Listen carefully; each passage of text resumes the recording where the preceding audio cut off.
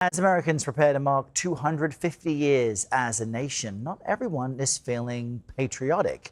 Take a look at fresh CBS News polling we first told you about yesterday. It shows only 39% of Americans consider themselves very patriotic now, and you see that's down from 72% back in 2001. CBS News Executive Director of Elections and Surveys Anthony Salvanto has more on this. America at 250. How do Americans see their nation?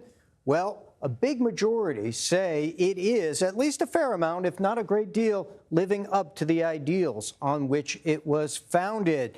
In fact, when asked, what is America's greatest invention, even more than the light bulb, than the internet, people say the rights laid out in the Declaration they volunteer as the greatest invention of the country over time. Now, people today think that people get along.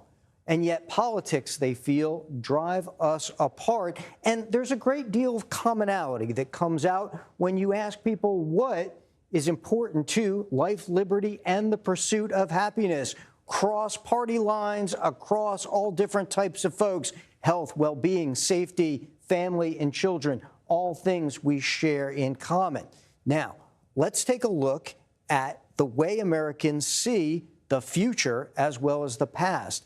Well, a lot of folks feel that its best days are, in fact, in its past, and they're more likely to say that when they don't feel like there's economic opportunity. I'll show you this.